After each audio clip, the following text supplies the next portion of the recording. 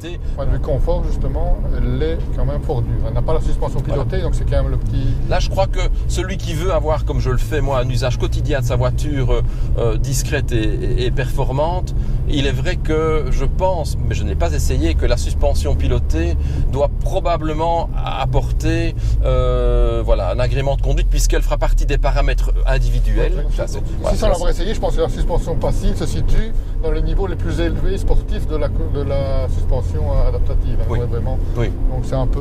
sur des longs trajets, ça doit quand même être... assez récurrent. Assez dur pour le dos, je pense. Ouais, je pense. Au niveau pratique, donc le coffre, c'est le coffre de la classe A classique, donc rien de particulier. Non, rien de particulier. C'est pas le plus grand de sa catégorie, c'est pas le plus petit non plus, donc il est dans la norme. Les places arrière, comme d'habitude, tu as pu les essayer. Oui, ça va, tout à fait suffisant. Le siège avant est reculé à ma taille, donc c'était non. Franchement, les places arrière sont utilisables. 4 adultes sans problème pour les trajets, rien à dire. Par contre, on voit là que la classe A, malgré sa mise à jour d'il y a 2 ans, quasi, oui. Ils n'ont pas évolué au niveau de l'agencement intérieur, je vais dire. Voilà, c'est vrai que personnellement, en tout cas, on a un petit peu trop de boutons. Voilà, au niveau du tableau de bord, je crois qu'on aurait pu avoir quelque chose d'un petit peu allégé. Oui, je veux dire tant ergonomique qu'au niveau qualitatif. Je pense qu'il y a encore un petit peu de travail à apporter parce que c'est vrai qu'ergonomique, comme tu dis, les boutons, l'écran. Voilà, c'est assez volumineux. Ici, tu vois l'empreinte du tableau de bord ici au niveau disons d'entre les deux passagers et conducteurs. Ouais. Beaucoup de boutons. Ouais. Bon, voilà, une finition ici qui est à faux carbone. Enfin, c'est des autocollants appliqués. Ouais. Franchement, c'est pas du plus bel effet. C'est sympa, mais c'est pas du plus bel effet. Au niveau de cet écran, et toujours l'écran qui lui, l'écran n'est pas tactile. Maintenant, il y a une molette, mais bon, il faut chercher, tandis que c'est vrai que les écrans tactiles actuellement... Certains concurrents commencent à proposer le tactile avec la molette. Voilà. Donc c'est vrai qu'ici on s'attendrait à avoir un tactile, mais bon, je suis sûr que Mercedes, lors de la prochaine mise à jour de sa classe A, va évidemment adapter tout ça pour offrir un produit qui sera up-to-date. Et alors, elle est comme, c'est normal aussi, vu la puissance, elle était équipée de gros freins, évidemment, qui permettent effectivement, au niveau de la résistance au freinage, ici sur les petites routes, malheureusement, ici on est un peu bloqué derrière le bus évidemment, mais non, au niveau des freins, bonne consistance, bonne tenue sur la durée, rien à signaler. Là, ils ont mis de la matière. Elle n'est pas lourde, donc à mon avis, ça ne doit pas appuyer trop sur le frein. Sûrement pas. Non, autre petit bémol, on doit le dire quand même, c'est au niveau de certains plastiques. C'est vrai que on a un petit peu certains plastiques durs qui apparaissent ça et là dans une Mercedes AMG de surcroît de ce prix-là quand même, parce que le prix de base c'est quand même presque 70 000 €. Ouais. C'est un petit peu dommage. Ce qu'on ne retrouverait pas chez Audi, je pense. Je pense que chez Audi, au niveau de qualité utilisée, finition est un petit peu au-dessus. C'est vrai. Mais par contre, on peut dire quand même que ce soit chez Audi, que ce soit chez BM, que ce soit chez Mercedes, ils partent sur le modèle de base. Ici l'intérieur, finalement, c'est l'intérieur d'une classe A classique. D'une classe A classique. Ici, ils mettent un bon moteur, des gros freins, des belles jantes, c'est sûr. Mais parfois, on se demande pourquoi, dans le département AMG, dans le département M, dans le département RS, ils ne personnalisent pas un peu plus leur voiture. La boîte. On n'a pas parlé de la boîte. Donc la boîte, c'est une boîte 7 G-tronique. C'est une DCT. Une DCT, donc c'est double embrayage. Oui, c'est une boîte double embrayage. Une boîte double embrayage. C'est vrai qu'elle est bien. Regarde, on le perçoit ici, je l'ai manipulé en manuel. On l'a laissé fonctionner tout à l'heure en automatique ou automatique sport.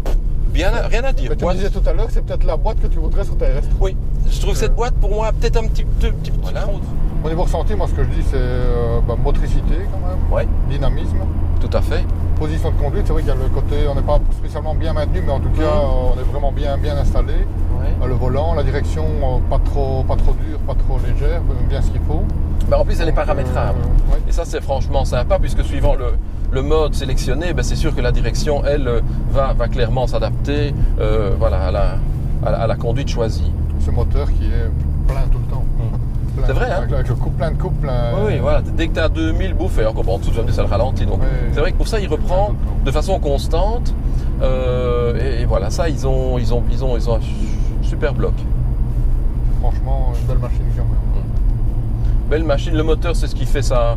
C'est ce qui fait, on va dire, la signature de la voiture. Hein. L'esthétique, t'en penses quoi, toi, esthétiquement, visuellement? Pas la voiture. Comme toi, pas avec ce kit aéro, c'est quand même un peu trop quand même.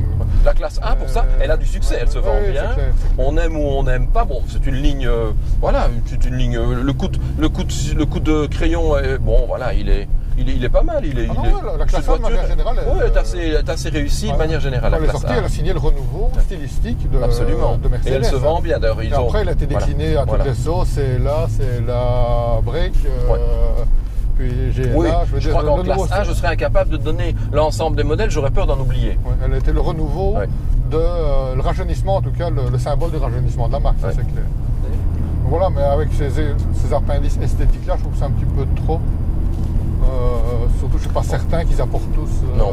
D'ailleurs, je pense qu'ils en vendent pas. Ils en vendent très très peu avec le kit aéro, ne fût-ce que parce que c'est pas suffisamment discret pour un usage quotidien, et parce que et parce que c'est fort siglé DTM.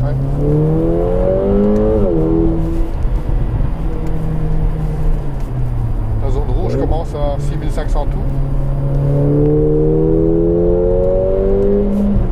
Là, je te l'ai mis en Sport Plus, tu vois la différence au niveau sonorité.